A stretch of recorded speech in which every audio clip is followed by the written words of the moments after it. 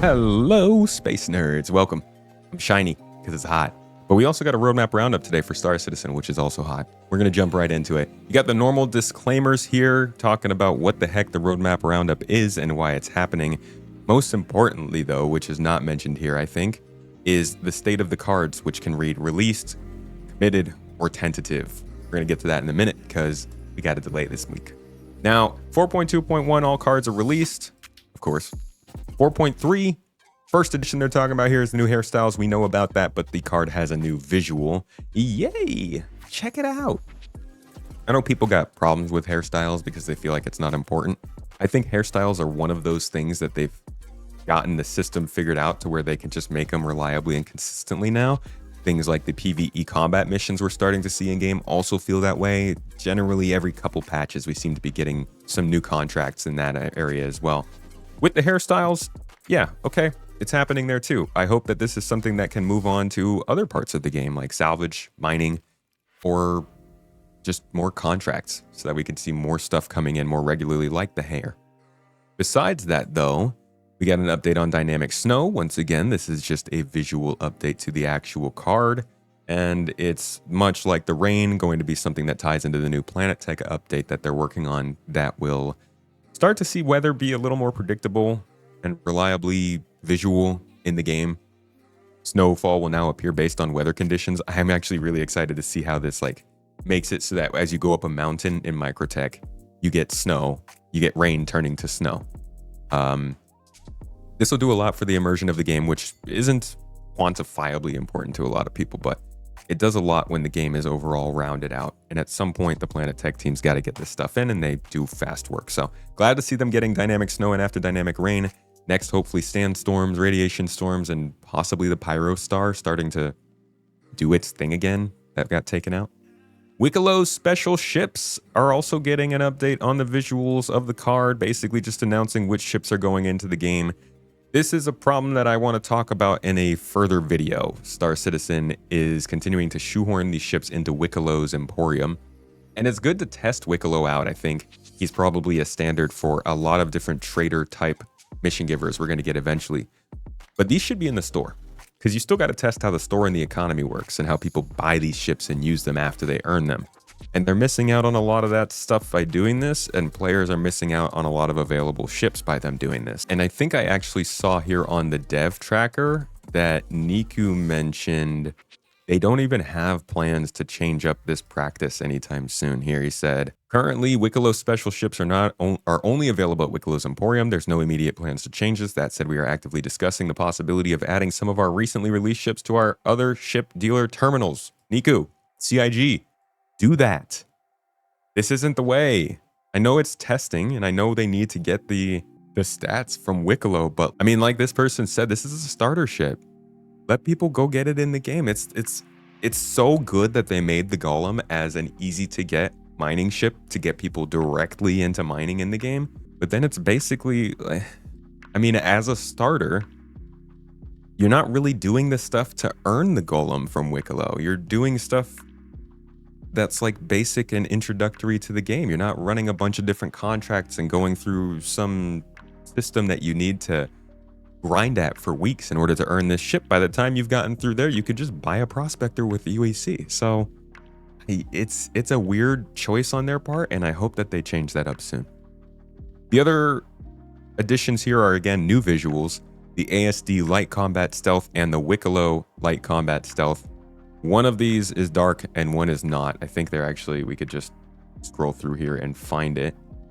The Wickelo Light Combat Suit looks like it is in white, and the other one looks like it is in black. And if you do a little code foo here, you can get through the code, and I already did this. Basically, you can rip the pictures out and kind of see what they look like. It's a little blurry, but it looks good with the cloth mixing with armor. It's something we've been waiting for and looking for more in this game, and I don't know if this has anything to do with Starware, but Starware is supposed to mean this is easier for them to make. What I do find funny is that ASD is like this science company that has this really nice combat light armor that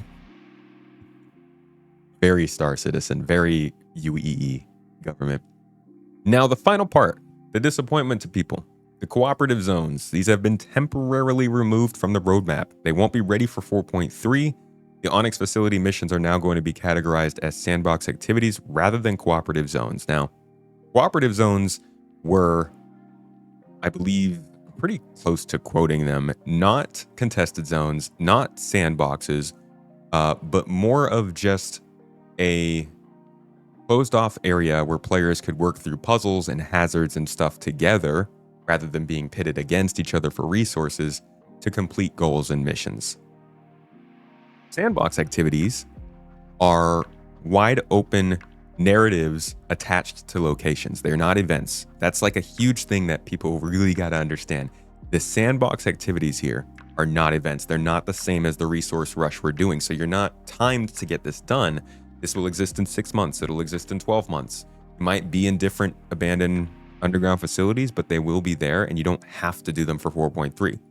On that same note, that does mean that the Hathor locations, the contested zones, the ASD facilities, all these things that have been added that people are calling events, they're still going to be around. People can still do them. I have plenty of fun at Hathor. I just found a couple pulse pistols out there I'm going to sell on my Discord.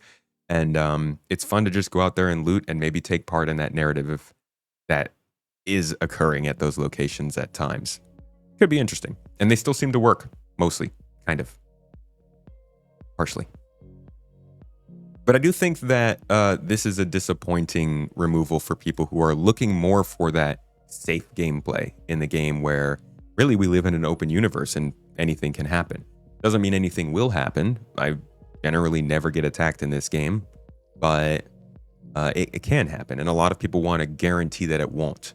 Now, what I think could be the problem here, because it's not the AI turrets that have been held back. Those are still confirmed. And this was, I think, an important thing to see technology-wise and feature-wise that was coming into the update. I think it still could be related to instances. If we're lucky, if these cooperative zones might depend on instances that relate back to the municipal works that CIG introduced back in CitizenCon 2024. We go back to those locations. The way they talked about them was that they were meant to be closed off areas for just gameplay that you wanted to do with your friends without being like truly interrupted by other people. What is an instance area? Well, an instance area works in the same way as an instanced hangar.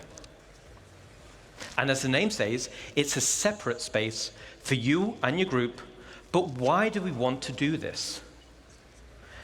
This gives us the ability to create tailored missions that will provide a mixture of content like combat or exploration or puzzle gameplay, and fundamentally allows us to design challenging, meaningful content.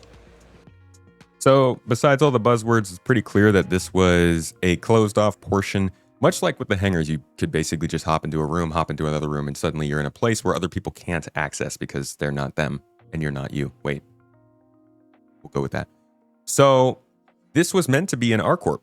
These were the new municipal works that took place at landing zones, but it does feel like this was a chance for them to test it out in smaller applications first. And maybe that technology is just not working right now. Now, I know we all got our hopes up, posting about how these things are coming in 4.3 and all that stuff, but the cards themselves are still listed as tentative. And as Xylo does post here on Reddit in this rather downvoted post, he mentions that like they have descriptions for how these cards work. Tentative means it's not necessarily going to come in. Committed means it does. The cooperative zones, he said, are part of an initiative we're very excited about. That said, they won't be ready in time for 4.3, so we've updated the roadmap accordingly. Mixed feelings. Obviously, communication is good. Letting us know that things aren't working out and that you need to push it back is good. Not pushing extremely broken things into the game is good. But I think most people who are listening to this, or at least some people who are listening to this, would say they haven't really been consistent with that this year. As we can see with this latest event, cargo elevators are pretty broken. But cargo elevators were already in the game. These cooperative zones were not. And I think it is good on CIG in a year when they're specifically talking about playability that they have some standard for pushing this content in or out. Because they are rushing so much on each of these updates every month, as we saw with the audio team last week mentioning that they had to rush rain into 4.2, they're fast-paced go-no-go meeting these kinds of things every month. And maybe 2 weeks ago they thought that this could get in, and then 2 weeks later when they pass it off to the higher ups, the people are like, hey, this isn't going to work. Don't put this in. And they have to make the tough call of delaying it. Now that makes people pretty unhappy, as you will see by scrolling through Reddit. I feel like you will always see this scrolling through Reddit, but people have reasons to be unhappy. I mean, a lot of folks are looking for this more safe, cut-off gameplay in these instances, and I think they deserve that in certain places. I think underground facilities make a great place to do that, but it's unfortunate that these will likely only come until in 4.4 or maybe a little bit later. But we can see that these underground facilities, which were underground facilities before they were renamed to distribution centers, were planned quite a while ago. Here's some words on this from the art director. Not too much, just a little bit. And also, if we're describing these locations as maybe some are more abandoned, we could start to showcase how nature slowly started to take over. This also would introduce some pretty cool opportunities.